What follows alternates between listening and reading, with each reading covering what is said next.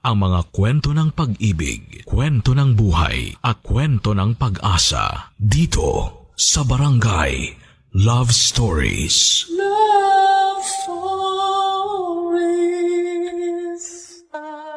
Ang pagpasok po ng isang stepmother sa ating buhay ay isang malaking pagbabago na karaniwang nagdudulot ng halo-halong emosyon.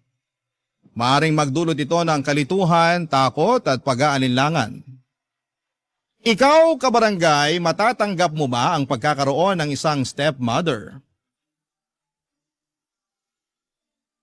Dear Papa Dudut, magandang araw po sa inyo. Ako po si Jam at lumaki po ako sa isang masayang pamilya. Ramdam na ramdam ko po ang pagmamahal ng mami at daddy ko habang lumalaki ako. Kahit pareho silang busy sa trabaho ay palagi pa rin nilang sinisigurado na may oras sila para sa akin. Pero nagbago po ang lahat ng yon noong pumanaw si mami. Na-involve po siya sa isang car accident at doon nagsimula ang pinakamalaking pagsubok na hinarap naming pareho ng Daddy Desmond ko. Sobrang naapektuhan po ako at dumating din sa punto na nawala na ako ng ganang mabuhay. Pero kahit sobrang hirap ay nagpapasalamat ako kay Daddy at siya po talaga yung nagsilbing lakas ko at siyang nag-guide sa akin ng mga panahong yon. Hinahangaan ko po siya kasi kahit nahihirapan din siya sa pagkawala ni Mami ay pinilit pa rin niyang itago yung lungkot niya para sa kapakanan ko. Ang totoo po niyan ay gusto ko sanang umalis sa bahay namin kasi tuwing pumapasok ako sa sala, kusina at kahit sa mga kwarto ay naaalala ko lamang si Mami. Kinausap ko po si Daddy noong isang beses at sinabi ko sa kanya na baka pwedeng ibenta na lamang niya ang bahay namin kasi ayoko yung feeling na lagi kong naaalala si Mami. Pero hindi po magawa ni Daddy na ibenta ang bahay namin kasi pinaghirapan nila ni Mami ang pagpapatayo ng bahay na yon ng napakaraming taon. Hindi po naging madali yung mga pangyayari sa bahay na yon, Papa Dudut. May mga pagkakataon po na bigla na lamang akong umiiyak. At may isang pagkakataon pa nga na narinig ko si Daddy na pinipigilan ang luha niya. Pero kahit na mahirap ay pareho kaming nagpakatatag. Sa totoo lang ay sobrang laki po ng bahay para sa aming dalawa. Kung may pera lang po sana ako ay baka bumili na ako ng maliit na kondo para makaalis na kami sa bahay na punong-puno ng ala-ala ni Mami. Pero wala po akong magagawa kasi college student lamang po ako noon, pero pinangako ko po talaga sa sarili ko na kapag nakapagtapos na ako ng pag-aaral at kapag nakapagtrabaho na ako ay bibili ako ng maliit na kondo para sa amin ni Daddy. Sana po ay wag niyo po akong masamain, hindi ko po binubura. Ang mga ala-ala ni Mami gusto ko lamang po na magkaroon kami ng fresh start ni Daddy. Pero sa ngayon ay titiisin ko na muna ang buhay namin na puno ng masasaya at malulungkot na mga ala-ala.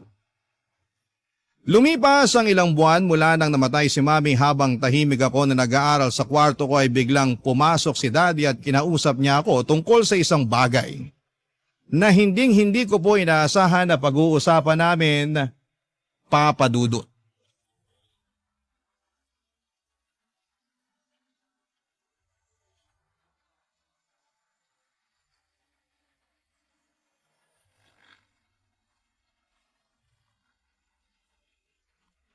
Jam? Daddy? Bakit? Ano po yon? Sorry anak, mukhang nakaistorbo pa yata ako sa pag-aaral mo. Okay lang po, patapos na naman ako eh. Mabuti naman kung ganon. Ang sipag-sipag talaga ng anak ko. Binilan nga pala kita ng pagkain galing sa paborito mong restaurant. Kunin mo na lang mamaya sa loob ng rep ha? Sige po, thank you. Nga pala, gusto sana kitang kausapin. Tungkol saan po? Alam mo naman na ilang buwan na rin nakakalipas simula nung nawala sa atin ang mami mo, hindi ba? Sa totoo lang, hindi pa rin ako nakaka-move on sa pagkawala ni Mami.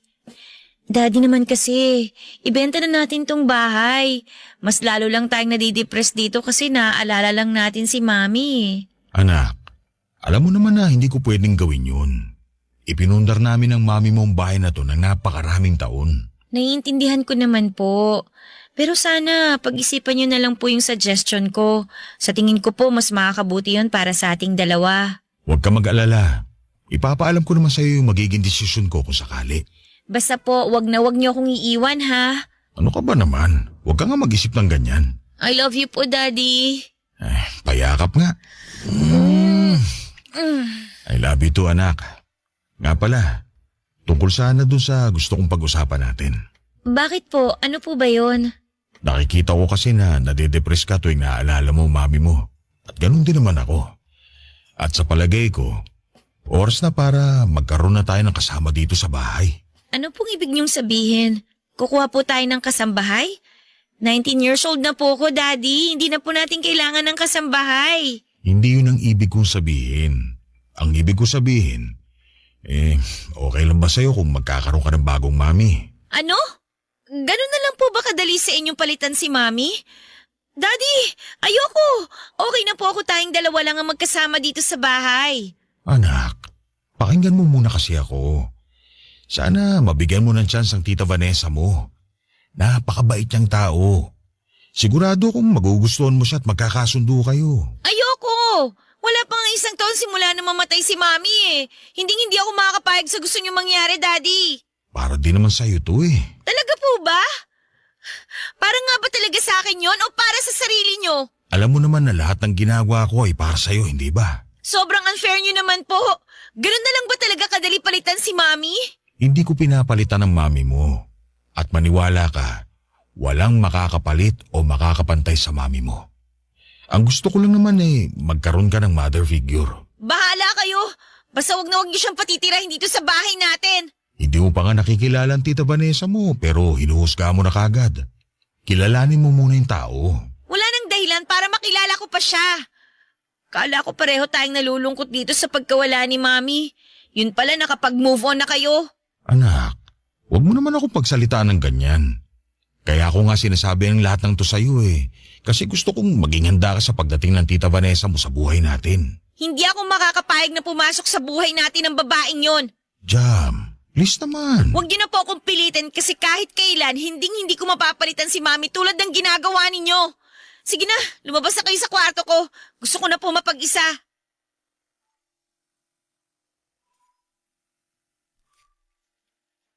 Sobra po akong nabigla noong sinabi sa akin ni Daddy na may nakilala na siyang babae na magiging stepmother o madrasta ko kung sakasakali. Sobrang unfair kasi Papa Dudut, hindi pa nga ako nakaka-get over sa pagkawala ni Mami tapos ngayon ay ipapakilala na ako ni Daddy sa isang babae na hindi ko naman kaano-ano. Mga ilang linggo ko pong hindi kinibo o kinausap si Daddy, Papa Dudut. Galit na galit ako sa kanya noon kasi pakiramdam ko ay parang pinapalitan na niya si Mami sa buhay namin. Pero hindi po ako sumuko at hindi po sumuko si Daddy sa pagpapaliwanag sa akin. Sabi pa nga niya, hindi niya ako pipinitin at tanggapin kaagad si Tita Vanessa sa buhay namin. Ang hiling lamang ni Daddy ay respetuhin ko si Tita Vanessa at hayaan ko sana siya na ipakita sa akin na karapat-dapat siya na maging stepmother ko. Sinabi din sa akin ni Daddy na sa bahay na daw titira si Tita Vanessa kasama namin. At as expected ay nag-away naman kami. Nahirapan na nga ako sa ideya ng pagkakaroon ng stepmother tapos ngayon ay patitirahin niya pa sa bahay. Pero wala rin akong magagawa kasi anak lang naman ako. At si Daddy pa rin ang may karapatan sa bahay namin. Kaya kahit na hindi ako komportable sa pagkakaroon ng stepmother ay may tiwala pa rin naman ako kay Daddy. Kaya makalipas ang ilang araw ay sumang-ayon na rin ako sa desisyon niyang patirahin si Tita Vanessa sa bahay. Naisip ko rin na kung eto yung magpapasaya kay Daddy siguro'y okay na rin yon. Kesa makita o marinig ko siya na palihim na umiiyak dahil sa pagkawala ni Mami. Kaya naman pinaghandaan ko na lamang ang pagdating ni Tita Vanessa sa buhay namin. Sa totoo lang, Papa Dudut, ay hindi ko alam kung ano ang mararamdaman ko. Ang daming emosyon na sumasabog sa puso ko ng araw na yon. Galit, confusion, kaba at kung ano-ano pa.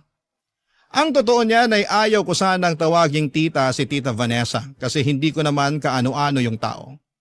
Pero si Daddy na mismo ang nakiusap sa akin na tawagin ko siyang tita kaya wala akong naging choice kung hindi ang sundin si Daddy bilang paggalang na rin sa gusto niyang mangyari. Pinigilan ko na lamang yung mga negative na nararamdaman ko at pinili ko na lamang na mag-isip ng positive na mga bagay. Inisip ko na lamang na baka nga tama si Daddy na baka hindi ko dapat husgahan si Tita Vanessa kaagad, lalo na't hindi ko pa naman siya nakikilala. Tinanggap ko na lamang ang sitwasyon kasi alam ko na yung pagtanggap ko kay Tita Vanessa ang magpapasaya sa Daddy ko. Naisip ko rin papadudot na ang dami ng pinagdaanan ni Daddy at deserve din naman niyang sumaya kahit papaano.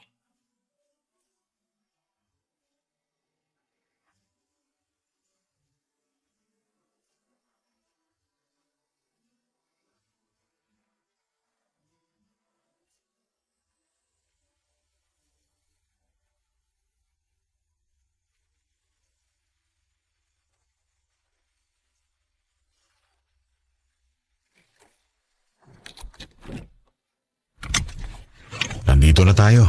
Tara, pasok na tayo sa loob.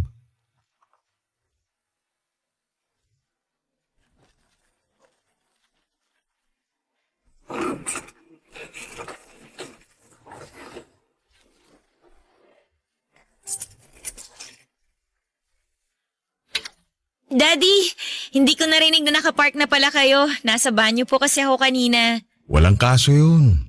Ay, anak, ito nga pala si Tita Vanessa mo. Hello po. Tuloy po kayo. Pagpasensyahan niyo na po tong sala. Medyo makalat. Pero lilinisin ko na rin po yan mamaya. Maiwan ko muna kayo dyan, ha? Maghahanda lang ako ng makakain natin. Ba't hindi na lang po kayo nag-drive-thru, Daddy? Di ba sabi niyo sa akin kanina na sa labas kayo bibili ng pagkain? Aba, ibang klase ka rin ah. Ano po yun? Wala. Ang sabi ko, ibang klase tong bahay nyo, sobrang ganda. Sensya ka na, anak. Traffic kasi. Pero di bale, magluluto na lang ako. Maiwan ko na muna kayo ng Tita Vanessa mo dito sa sala, ha? Doon lang ako sa kusina. Okay, mahal. Bumalik ka agad ha. Siyempre naman, mahal. I love you. I love you too. Hello po, Tita Vanessa. Ako nga po pala si Jam. Siya nga po pala, ready na po yung kwarto niyo ni Daddy. Inayos ko na rin po yung kama niyo doon. Vanessa na lang. Hindi naman ako ganun katanda para tawagin mo pang tita. Kahit na po, mas matanda pa rin po kayo sa akin. Okay lang po ba sa inyo kung Tita Vanessa ang itatawag ko sa inyo? Bahala ka? Siya nga po pala, kumusta naman po kayo ni Daddy? Pwede ba tigilan mo na yung kaplastikan mo?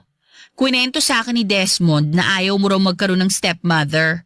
Pues, para lang alam mo, ayoko rin magkaroon ng anak. Nandito lang ako nang dahil sa daddy mo. Ha? Hindi naman po sa ganun yun. Opo, aaminin ko. Sa palagay ko masyado pa pong maaga para magkaroon ako ng stepmother. Kamamatay lang din po kasi ng mami. Pero hindi naman ibig sabihin nun, hindi bukas yung loob ko sa pagkakaroon ng stepmother. Pues, hindi rin bukas ang loob ko sa pagkakaroon ng stepdaughter. Masyado pa akong bata para magkaroon ng anak ha. At isa pa, yung ayaw ko sa lahat, yung pinaplastic ako. Tulad ng ginagawa mo sa akin ngayon. Ito nga pala. Nagtimpla nga pala ako ng juice para sa inyo. Oh, tigisa kayong baso. Thank you po. Thank you, mahal. Kamusta naman kayo dito? Ay nako, okay na okay kami dito, mahal. Naikwento nga sa akin ni Jam na ready na raw yung kwarto natin. Ikaw bang naglinis ng kwarto ko, Jam? Ha? Opo. Napakabait mo talaga. Alam mo, Desmond, mahal, sobrang swerte mo talaga dito sa anak mo. Aba, siyempre naman. Nag-iisang prinsesa ko yata yan. Kaya mahal na mahal ko to eh. Payakap nga, anak. I love you, Daddy. I love you too, anak. Desmond, mahal, yung niluluto mo baka masunog. Ay, oo nga pala. Jam, pakibigay na lang yung password ng wifi natin dito kay Tita Vanessa mo, ha? Opo. O sige, babalik mo na ako sa kusina. Akin na po yung cellphone nyo. Itatype ko po yung password ng wifi namin dito. Huwag ka nang mag-abala pa. Hihingin ko na lang kay Desmond yung password ng wifi mamaya. At isa pa, may data ako, no? Tita, may problema po ba kayo sa akin? Paano kung sabihin kong oo? May magagawa ka ba? Huwag niyo naman po sanang masamain yung mga sinabi ko kay Daddy noon. Ay nako, mukhang wala nang patutunguhan tong usapan na to. Tita, please. Ayokong bigyan ng sakit ng ulo si Daddy. At ganun rin ako. Ayoko rin naman bigyan ng sakit ng ulo si Desmond. Kaya mas mabuti pa mag-iwasan na lang tayo, ha? Sige na, papasok na ako sa kwarto. Babalik lang ako mamaya pag handa na yung niluluto ni Desmond. Asa na nga pala yung susi ng kwarto namin? Nasa akin po, sandali lang. Eto po, oh. Akin na yan. Wala tayong magiging problema kung iiwasan mo lang ako. Kuha mo?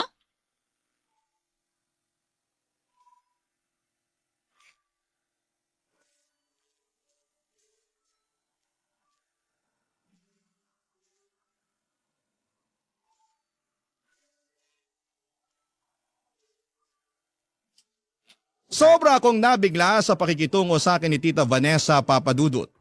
Hindi ko po akalain na impacta pala siya kung umasta. Napag-isip-isip ko nga din po na baka may trauma itong si Tita Vanessa kasi kinikimkim niya talaga ng sobra yung sinabi ko kay Daddy na hindi pa ako ready na magkaroon ng stepmother. Pero naniniwala po talaga ako na walang mali sa mga sinabi ko kay Daddy kasi normal lang naman yung mag-alinlangan sa ideya na magkaroon ng stepmother. Pero yung hindi normal ay yung awayin ako ng sobra-sobra ni Tita Vanessa nang dahil lang sa mga sinabi ko kay Daddy noon. Pwede niya naman sana akong kausapin ng maayos pero yon ang isang bagay na hindi niya ginawa. Tuwing nagkikita kami sa sala o di kaya ay sa kusina ay palagi niyang ginagawa ang pagdadabog. Kung ituring niya ako ay para akong isang madilim na ulap o di kaya ay para akong may nakakahawang sakit. Sa totoo lang ay nagtitimpi lamang ako pero gustong gusto ko na talaga siyang patulan. Ako po kasi yung tipo ng tao na talagang lumalaban tuwing naaagrabyado pero kapag si Tita Vanessa na ang pinag-uusapan, ewan ko ba, tumitiklop ako. At bigla na lamang akong nananahimik at hindi ko magawang labanan si Tita Vanessa dahil ayoko nang bigyan ng sakit ng ulo si Daddy.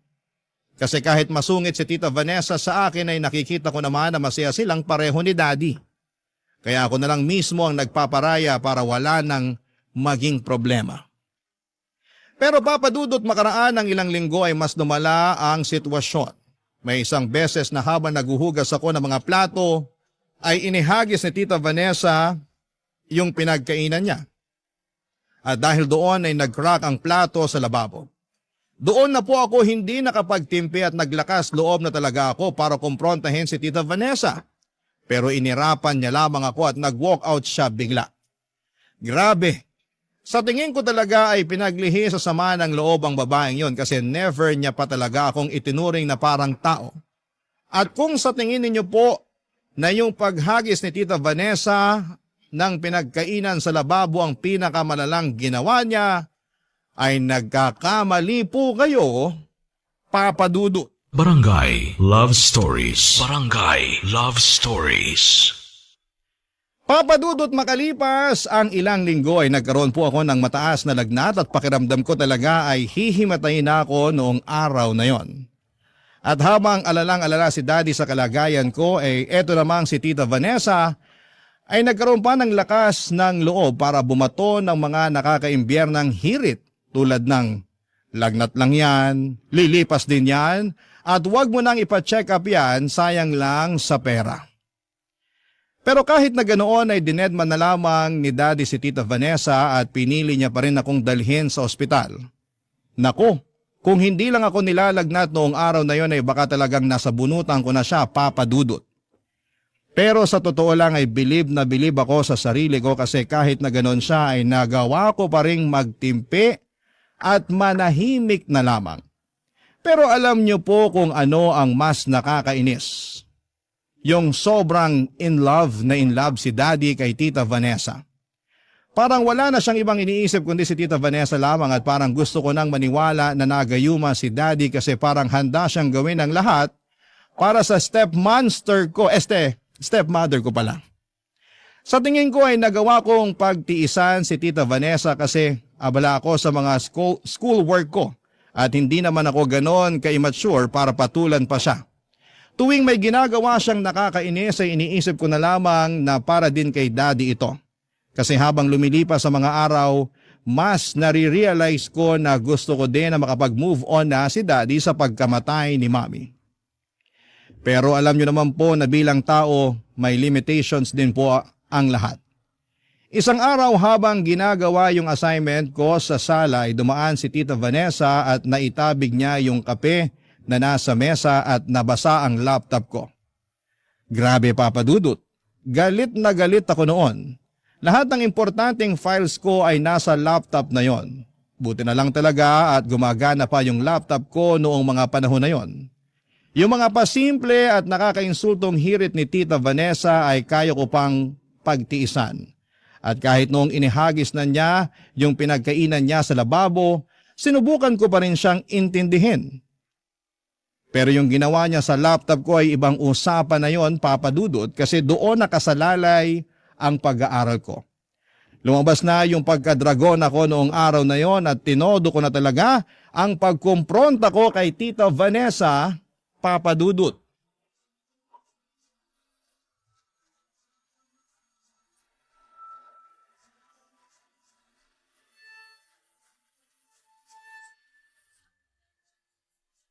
Hoy! Ano ba? Yung laptop ko, binasa mo ng kape! Ay, hala, sorry. Kumuha ka na lang ng tissue dun sa kusina. Nananadya ka ba talaga, ha? Aksidente yung nangyari, wag kang ang OA. Alam mo ikaw, matagal na kitang pinagtitiisan eh. Pero sumusobra ka na. Magpabili ka na lang ng bagong laptop sa daddy mo. Tutal sa kanya ka naman palaging nakaasa, di ba? O pues, sagarin mo na. Grabe ka! O, ba't namumulay ang mukha mo? At bakit nanginginig ka? May sakit ka ba? Gusto mo ba ipadala ka na namin ulit sa ospital? Huwag mo akong sisimulan, ha? Matagal na akong nagtitimpi sa'yo. O, so anong gagawin mo? Sasampalin mo ako? Mananabunot ka? O sige, gawin mo para makita ni Desmond kung gaano ka ka-war freak. At isa pa, ano ba yung ginagawa mo sa laptop mo, ha? Assignment mo sa school? Naku, wag ka na mag-abala pa kasi mukhang wala namang kinabukasang nag-aantay sa'yo. Sige! Insultuhin mo pa ako at makikita mo na talagang hinahanap mo. Alam mo, siguro manang-mana ka sa nanay mo. War freak din ba siya katulad mo? Ay, mabuti na lang talaga at patay na siya kasi hindi deserve ni Desmond yung ganong klaseng babae. Rest in peace na lang sa nanay mong ugaling squatter. Ang kapal ng mukha mo para pagsalitaan ng mami ko ng ganyan. Aray! Tinulot mo yun kung hanggang saan ang tapang mo. Bagong reverse yan! Aray! Bawiin mo yung sinabi mo tungkol sa mami ko. Ayoko! Over my dead body! Aray ko! Bawiin mo sabi yung sinabi mo eh. Kung hindi uubusin ko tong buhok mo. Ang kapal ng mukha mo. Wala akong ginawa sa'yo para tratuhin mo ako ng ganito. Manigas ka! Wala akong babawiin! Bitawan mo ako, Zombie! Ano ba problema mo? Napakahayop ang babae ka! Matagal ko nang tinis yung pangapi mo at pagmamaldita mo sa akin. Pero hindi ko titiisin na pagsalitaan mo ng masama ang mami. Aray ka! Wala ka sakaling ina ng mami ko! Desmond! Desmond! Lumabas ka ng kwarto! Tulungan mo ako! Sinasabunutan ako ng anak mo! Aray! Jam! Jam! Itiyon mo nga Tita Vanessa mo! Ano ka ba naman bata ka? Ano ba problema mo? Siya naman ang nauna eh. Tinabig niya yung kape sa laptop ko. Tapos pinagsalitaan niya rin ng masama si mami. Pwede ba, Jam? Kumalma ka! Sinabi ko naman sa'yo na aksidente lang yung nangyari, di ba? At yung tungkol sa mami mo, ang sinabi ko lang naman, sana matahimik na yung kaluluwa niya. So anong masama doon? Kayo mga kabataan ngayon, masyado kayong sensitive. Manahimik ako nahihirapan ay sa inyong ubusin dalawa ko eh. yung buhok mo. Napakasinungaling mo talaga. Storyteller ka na pala ngayon. Ang galing mo kasi gumawa ng kwento eh. Jam! Tama na yan! Vanessa, mahal. Sige na, pumasok ka na muna sa kwarto. Pagsabihan mo yung anak mo, ha? Hindi pa ako tapos sa'yo. Bumalik ka dito. Lumayan mo na nga ako! Kampot ka rin sa tagas! Jam, kumalma ka. Halika nga dito, maupo ka. Pag-usapan natin ito na maayos. Wala po akong ginagawang masama. Ginatihan ko lang siya. Anak, alam ko nagluluksa ka pa rin sa pagkawala ng mami mo. Pero hindi naman yata tama na nilalabas mo lahat ng galit mo sa Tita Vanessa mo. Hindi po sa ganun yon. Ang totoo nga niyan, matagal na niya ako kinakawawa pero pinagtitiisan ko lang siya kasi alam kong mahal na mahal niyo siya eh. Sa tingin mo ba, hindi ko napapansin kung paano mo tratuhin ang Tita Vanessa mo? Nailang na nga yung tao dito sa bahay eh. Ang sabi niya sa akin, hindi mo pa rin daw matanggap na siya ang madrasta mo. Kaya mo raw siya pinagdadabugan at sinusungitan. Ano? Sinabi niya yon? Ang kapal talaga ng mukha ng babaeng yon? Hindi po totoo yun, Daddy. Binabaliktad niya ako. Tama na. Ano ba nangyayari sa'yo, bata ka? Alam mo, kung buhay lang ang mami mo, sigurado ko hindi siya magiging proud sa'yo. Wala po kayong karapatan para sabihin yan. Anak, I'm sorry. Pero hindi ko na talaga alam kung ano gagawin ko sa'yo eh. Simulat sa pool pa lang, alam kong tutol na tutol ka na sa ideya na magkaroon ng madrasta. Pero kailangan bang umabot pa sa ganito? Nakikinig po ba kayo sa akin? Ako tong minamaltrato niya. Binabaliktad niya yung sitwasyon. Hindi kita pinalaki para magsinungaling. Palagi kong kasama ang Tita Vanessa mo. At alam ko hindi kanya magagawang kawawain. Sigurado po ba kayo na kilala niyo siya? Saan niyo po ba kasi napulot ang babaeng yon? Hindi kita pinalaking bastos ha. Malalagpasin ko ngayon yung kawalan mo ng respeto. Kausapin mo na lang kami. Paganda ka na humingi ng tawad sa Tita Vanessa mo. Nang mga panahon na yon, pakiramdam ko po talaga ay parang wala nang makakaintindi sa nararamdaman ko. Ang hirap pala sa pakiramdam na minsan na nga lang akong magsalita o magsumbong tapos ay hindi pa ako papakinggan. At ang mas masakit pa ay sarili ko pang tatay ang hindi naniniwala sa mga sinasabi ko. Pakiramdam ko ay parang nag-iisa na lamang ako sa laban na ito at yon ang talagang nagpabigat sa nararamdaman ko. Pero habang lumilipas sa mga araw ay narealize ko na baka may dahilan kung bakit ako sadyang iniinis ni Tita Vanessa. Baka gusto lang niyang makuha ang atensyon ni Daddy nang walang ibang kahati. Naisip ko rin na baka bine-brainwash na niya si Daddy tuwing silang dalawa lamang ang magkasama. Kaya pala gano'n na lamang kung pagalitan ako ni Daddy at ako na lang lagi ang may kasalanan. Hindi ko po naiwasang magsisi sa mga pagkakataon na hinayaan ko lang na kawawain at maltratuhin ako ni Tita Vanessa. Pero ngayon ay lalaban na po talaga ako. Oo, pasensyosa po ako pero may hangganan din po ang lahat. Hindi ako yung tipo ng tao na nagagalit kaagad pero kapag sobra na ay lumalabas din ang pagiging maldita ko. At sa pagkakataong ito ay handang-handa na po akong ipaglaban at ipagtanggol ang sarili ko sa lahat ng pagkakataon. Makalipas nga ang ilang linggo, dumating na yung pagkakataon na susubok sa pasensya at tibay ko. Lumuwas si Daddy papunta ng Cebu para sa isang business trip. Gusto sanang sumama ni Tita Vanessa pero tinanggihan siya ni Daddy. Sinabi ni Daddy na work-related lamang daw ang pupuntahan niya at hindi naman siya magtatagal sa Cebu. Kaya pareho kaming naiwan ni Tita Vanessa sa bahay.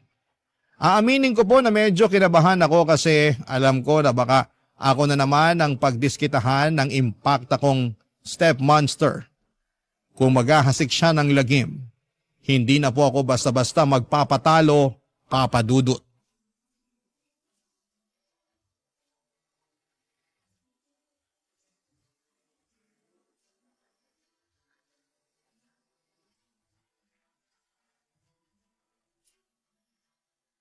Bantayan niyo itong bahay habang nasa Cebu ako, ha? Siyempre, mahal. Kami na ang bahala dito. Di ba, Jam? Jam, anak. Huwag na huwag mong susungitan to si Tita Vanessa mo. Ay nako, hindi na po ako magsasalita. Kasi kahit naman anong sabihin ko sa inyo, hindi nyo naman ako pinakikinggan eh. Ay, sige na mahal, mauna ka na. Baka malate ka pa sa flight mo. Sige, kayo nang bahala dito. Alis na ako. Bye, mahal. Ingat ka, ha? Hoy, buraot. Anong ginagawa mo sa tabi ko? Umalis ka nga sa paningin ko. Naaalibadbaran ako sa'yo. Shoo! Doon ka sa far away. Layuan mo ako at may tatawagan pa ako. Ay nako, lumayo ka na lang. Positive lang. Huwag kang mananabunot at huwag mo nang patulan yung plastic na yan. Mas nakakatanda pa rin sa'yo yan. Ano na? Nakaset na ako para sa party. Kapag-aral na nga lang sa sala. Apat? Ano ba naman yan, girl? Ang konti naman. Party to, girl, hindi prayer meeting. Dagdagan nyo pa yung mga bisita. Ang laki-laki nitong bahay, oh. Tapos magdala na rin kayo ng alak, okay? Ay, ako na nga sa bahay, tapos sa akin nyo pa iaasa yung alak? Wow, ang spoiled nyo, ah. Mawalang galang na ho, Tita Vanessa. Magpapaparty ka sa bahay? Alam ba ni Daddy to, ha? Girl, tatawagan na lang kita mamaya, ha? May liligpitin lang akong kalat. O sige na, bye. So, ano naman ngayon kung magpapaparty ako dito sa bahay? Dalawa lang tayo dito, oh. Ang damot-damot mo naman kung pipigilan mo pa ako. Pero kung iisipin mo, kahit anong gawin mo dyan, hindi rin naman ako magpapapigil sa'yo kaya doon ka na lang sa kwarto mo. Sinisigurado ko sa'yo na hindi ka namin gagambalain doon. Sige, subukan mo ituloy ang party na yan at isusumbong kita kay Daddy. Ang kapal naman ng mukha mo. Nakikitira ka na nga lang tapos kung makaasta ka pa, daig mo pa si Mami nung nabubuhay pa siya. My dear stepdaughter, papaalala ko lang sa'yo ha, boyfriend ko na si Desmond at kaming dalawa lang ang masusunod. Kung tutuusin, saling pusa ka lang naman sa bahay na to eh. Kung ako sa'yo, manahimik ka na lang dyan. Anak ka lang, ako yung girlfriend. At talaga ba? Magsusumbong ka kay Desmond? Bakit nung sinumbong mo ako nung nakaraan, naniwala ba sa'yo ang daddy mo? Hindi naman, di ba? Ay, kawawa ka naman. Ganon. Pwes, tatawagan ko na si Daddy ngayon din. Tingnan na lang natin. Sige, subukan mo't sasamain ka na talaga sa akin. Maldita ka, ha? Ganyan! Higpitan mo pa yung hawak mo sa braso ko. Pero, siguraduhin mong hindi mo yan mabibitawan. Kasi, oras na mabitawan mo yung braso ko, sinisigurado ko sa'yo na dadapo tong palad ko dyan sa mukha mo. Umalis ka na nga lang dito! Sinisira mo yung araw ko! Tatawagan ko na si Daddy at hindi mo na ako mapipigilan. Eh di tawagan mo! O Jam, anak, ba't napatawag ka? Itong si Tita Vanessa po kasi eh. O bakit? Ano na naman to? Nagbabalak po siya na magpa-party dito sa bahay. Ano namang masama doon? Nagpaalam man lang ba siya sa inyo na magpapaparty siya dito sa bahay? Hindi. Pero sigurado kung nakalimutan niya lang ipaalam sa akin. Masama po kasi yung kutob ko eh. Kung wala siyang tinatago, bakit niya isisikreto sa inyo yon, di ba? Anak, wag na natin palakihin to. Tatawagan ko na lang ang Tita Vanessa mo mamaya. Gaya nga na sinabi ko, sigurado akong nakalimutan niya lang sabihin sa akin yung tungkol sa party. Bahala na nga kayo, Daddy. Mag-ingat na lang po kayo sa biyahe nyo. Bye. O sige na anak, ingat kayo dyan ha. O ano, naniwala ba sa'yo si Desmond?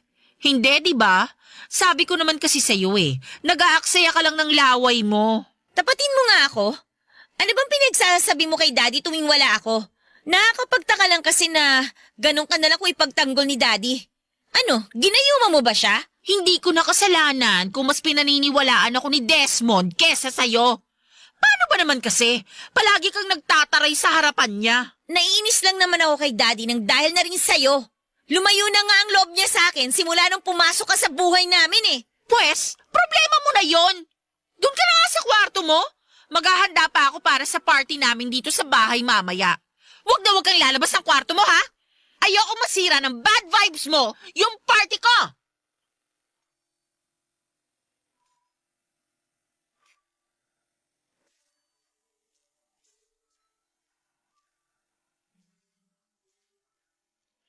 Noong araw na yon ay wala na po akong nagawa kung hindi ang magkulong sa kwarto at manahimik. Natuloy po yung party ni Tita Vanessa sa bahay at grabe. Halos hindi po ako nakatulog dahil sa ingay ng music at tawanan nila ng mga kaibigan niya. Masasabi ko po talaga na ganong magparty ang mga taong patapon ng buhay. Pero sa kabila ng lahat ay sinuot ko na lamang ang headphones ko at tiniis ko na lamang kasi wala naman akong kakampi sa bahay ng mga panahong yon. Nag-concentrate na lamang ako sa mga schoolworks ng mga time na yon. At uulitin ko lang po na gigil na talaga akong tanggalin ang Tita Vanessa na yon sa buhay ko. At gusto kong tawagin na lamang siyang Vanessa. Pero hindi ko po magawa kasi kahit na sobrang nakakaasar yung mga ginagawa niya, yung pagtawag sa kanya ng tita ay parang way ko na rin po yun of saying na nire-respeto at ginagalang ko pa rin ang daddy ko. Kasi yung daddy ko lang naman ang may gusto na tawagin ko siyang tita. Ang totoo nga niyan, Papa Dudut, ay galit na galit at asar na asar ako kay Tita Vanessa pero mas nagagalit at mas naaasar ako sa pagbubulag-bulagan ni Daddy sa lahat ng kabalastugan na ginagawa ni Tita Vanessa. Alam ko po na may mga pagkakamali si Tita Vanessa pero sa totoo lang ay hindi naman siya magiging ganyan kung hindi siya palaging kinukonsente ni Daddy, Papa Dudut. Walang manloloko kung walang magpapaloko, ika nga. Hindi po ba? Para sabihin ko po ang katotohanan ay halos wala na po akong pakialam kung bumalik pa si Daddy galing ng Cebu. Wala din namang magbabago kasi sigurado ako na magpapatuloy pa rin ang pagbubulag-bulagan niya sa lahat ng mga pinaggagawa ni Tita Vanessa, Papa Dudut. Barangay Love Stories. Barangay Love Stories.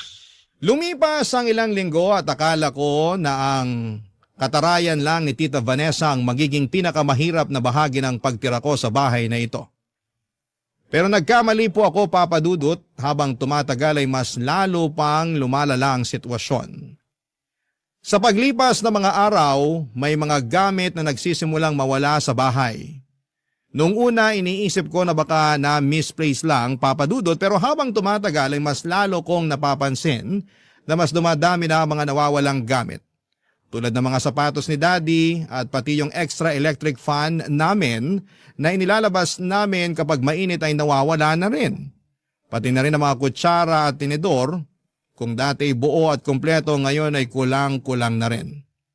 Nang mga panahon na yon ay malakas talaga ang loob ko na si Tita Vanessa ang salarin sa pagkawala ng mga gamit sa bahay. Pero nawala na po ako ng gana na magsumbong kay Daddy noong time na yon kasi baka ipagtanggol niya lang si Tita Vanessa. At wala rin sa isipan ko noon na kausapin si Tita Vanessa kasi wala namang magnanakaw na umaamin sa ginawang kasalanan. Pero habang padami ng padami ang mga nawawalang gamit ay napagpasyahan ko na hindi ko na pwedeng palampasin po ito. Kinailangan ko na talaga, Papa Dudut, na kausapin si Tita Vanessa kaya nga't minabuti ko na lamang na kumprontahin siya tungkol sa mga napapansin ko. At isang gabi noong lumabas ako ng kwarto, mas pinadali ni Lord ang trabaho ko kasi nahuli ko si Tita Vanessa sa akto. Nakita ko siya sa sala na may daladalang bag habang kinakalkal ang laman ng mga drawer, Papa Dudut.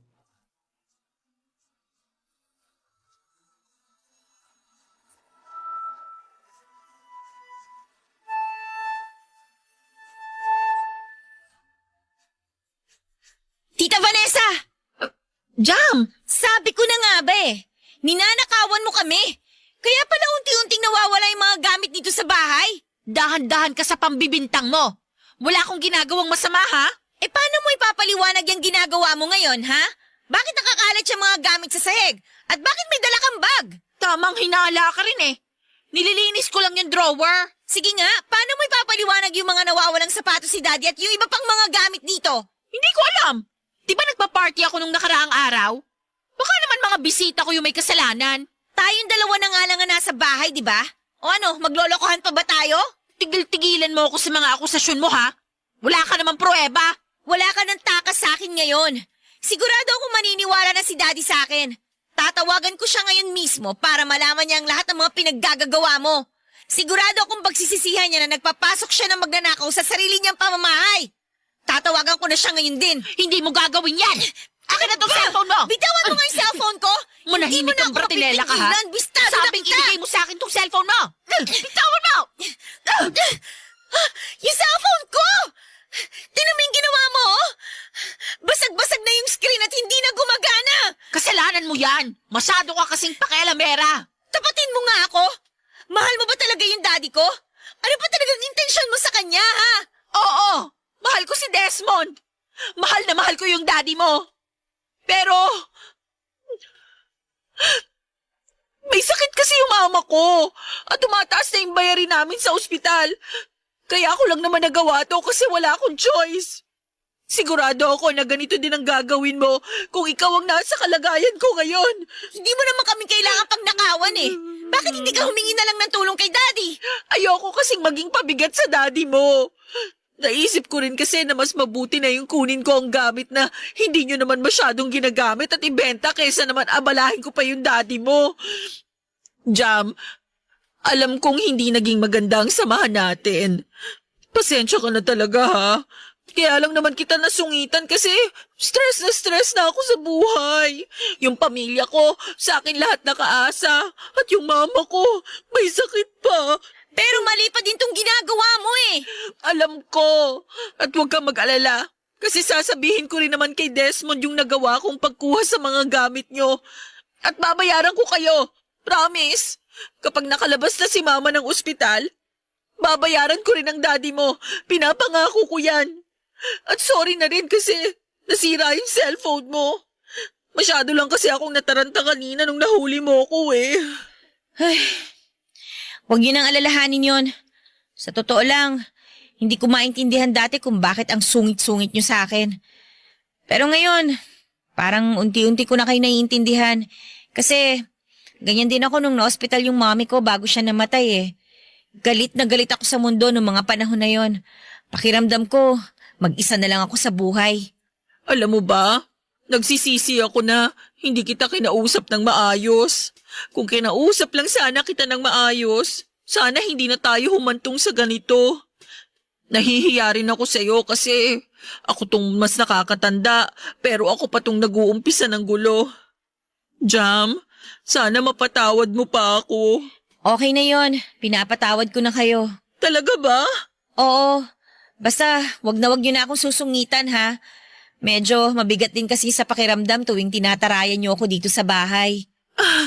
Promise, hindi na. Payakap nga. Aray tita, hindi ako makahinga. Ay, sorry, na-carried away lang ako. Masaya lang talaga ako ngayon at nagkasundo na rin tayo sa wakas. Ako din.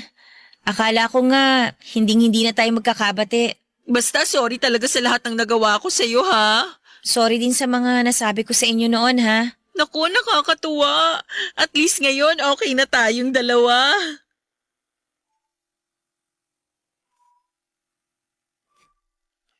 Papadudot, gumaan po ang pakiramdam ko noong araw na yon at sobrang saya ko po kasi hindi ko na akalain at darating pala yung araw na magkakabati kami ni Tita Vanessa. Alam ko po na marami na siyang nagawa na kagagahan lalong-lalo na po sa akin. Pero pakiramdam ko ay naunawaan ko na siya nung kinuwento niya sa akin na ospital ang mama niya at sa kanya pa pala nakaasa ang pamilya niya. Mas lalo din po akong na-excite sa pagbabalik ni Daddy galing ng Cebu kasi sigurado ako na pagdating niya, makikita at mararamdaman na niya na walang tensyon dito sa bahay. Sa tingin ko po ay mas magiging masaya siya sa akin at sana'y magtuloy-tuloy na ang magandang samahan namin bilang isang pamilya. Pero yun lang po, may maliit na aberya. Habang nasa Cebu kasi si Daddy ay hindi ko na siya matatawagan kasi nasira yung cellphone ko. Napaka-frustrating po noon lalo na at gusto ko pang makipag-communicate sa kanya. Mabuti na lang po at may nakatago akong ipon sa tukador ko. Isang bagay kasi na itinuro sa akin ni Mami noong nabubuhay pa siya ay yung mag-ipon dahil hindi mo talaga alam kung kailan mo kakailanganin. At totoo nga po kasi sa wakas ay nakabili ako ng bagong cellphone gamit ang naipon kong pera galing sa allowance na ibinibigay sa akin ni Daddy. Akala ko po papadudod ay magtutuloy-tuloy na yung maganda naming samahan ni Tita Vanessa. Pero isang araw, nang tatawagin ko na sana siya sa kwarto niya para kumain ay narinig ko siya na tumatawa. Akala ko nakikipagtsekahan lang siya sa mga kaibigan niya pero nang pumunta po ako malapit sa pintuan niya ay narinig ko siyang tinatawag yung kausap niya sa cellphone na babe. At doon po ako nagulat. Parang bigla akong natameme at na-shock. Pero malakas talaga ang kutob ko na may ginagawa na namang kaduda-duda itong si Tita Vanessa kaya tinapangan ko na po ang loob ko at Hinanda ko na ang sarili ko para kausapin siya sa pangalawang pagkakataon. Pero sobrang gulat ko na lamang po kasi nung binuksan ni Tita Vanessa ang pintuan ng kwarto ay nakita ko na may dala-dala siyang maleta, Papa Dudut.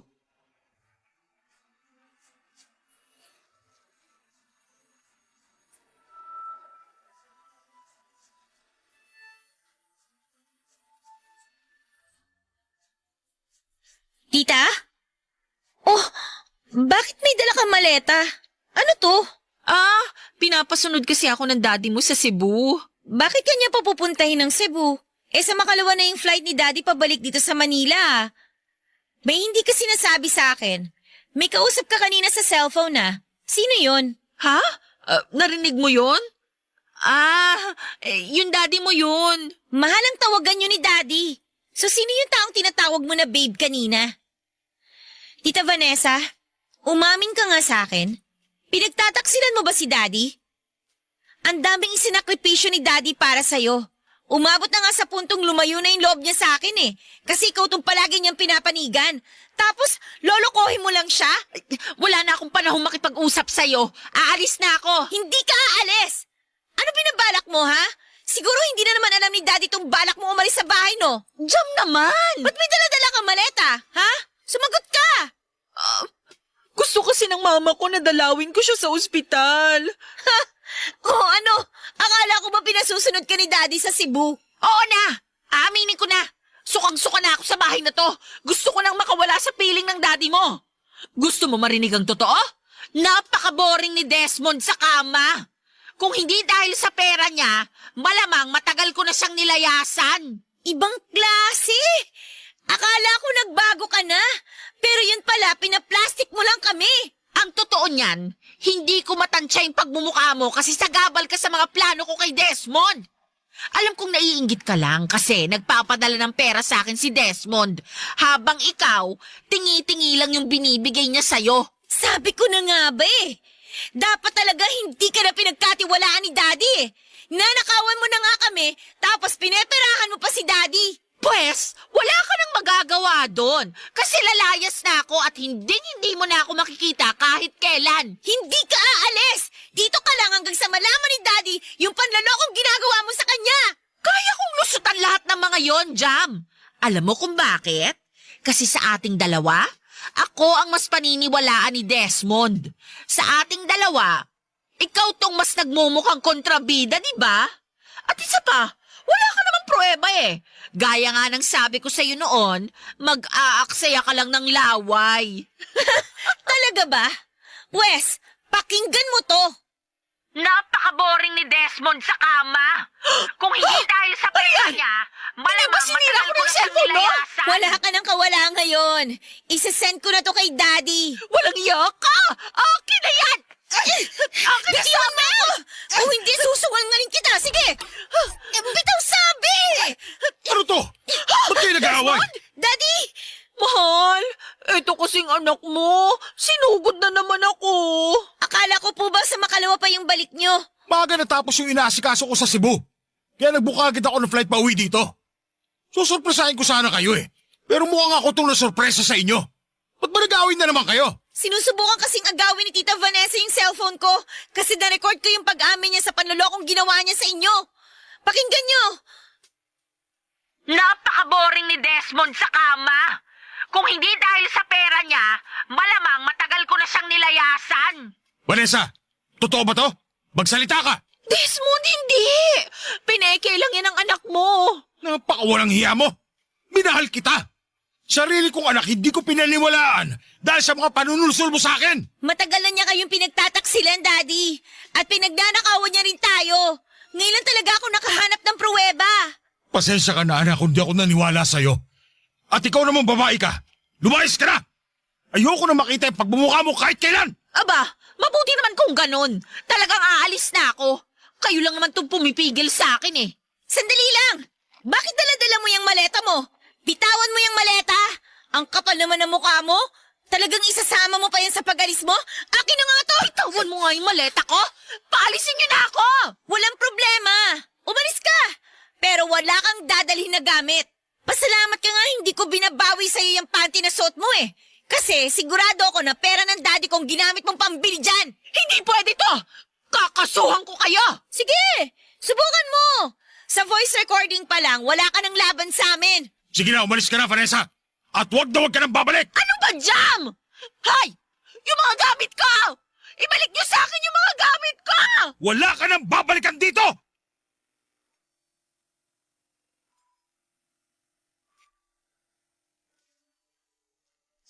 Papadudot, sobrang sayo ko po ng araw na yon kasi ramdam na ramdam ko na bumalik na yung closeness namin ni Daddy. Pero grabe, ang dami ko pong pinagdaanan bago ko ulit nakuha ang tiwala ni Daddy. Sa totoo lang, si Daddy po mismo ay nagsisisi kasi hindi agad niya ako pinagkatiwalaan. Pero okay lang po yon sa akin at napatawad ko na rin siya. At si Tita Vanessa naman po ay nalaman na lang namin sa balita na isa palang scammer. Modus operandi pala niya ng boyfriend niya na mang-scam ng mga tao. At malamang yung boyfriend niya na yon ay yung taong tinatawag niya na babe noong siya ay nag-iisang napakinggan ko sa kwarto. Noong huli ko siyang nakita sa balita ay pareho silang nakakulong ng boyfriend niya at sobrang saya namin ni Daddy noong napanood namin yon. At least, nawala nang magiging biktima si Tita Vanessa at hindi na siya makakapanloko pa ng ibang tao. Pero ang mga nangyaring yon ay nagbigay sa akin ng aral at nagpa-realize sa akin na kahit papaano ay may trauma pa pala na iniwan si Tita Vanessa sa daddy ko. Kasi hanggang ngayon ay wala pa rin siyang girlfriend at buong puso niya na lamang na ibinuhos ang lahat ng atensyon at pagmamahal niya sa akin. Sana po balang araw ay makahanap si Daddy ng babaeng magmamahal sa kanya ng tapat, yung hindi siya sasaktan o lolokohin. Papadudot, maraming salamat po sa pagbibigay sa akin ng pagkakataon na maipadala ko sa inyo ang sulat na ito. Nang dahil po sa inyo ay na-express ko ang mga nararamdaman ko. Maraming salamat po ang inyong forever kapuso at ka-barangay Jam. Ako, gigil na gigil talaga ako sa nangyayari sa kwento natin. O ikaw, kabarangay, kumukulo rin ba dugo mo? Pwede kang mag-iwan ng comment sa ating comment section.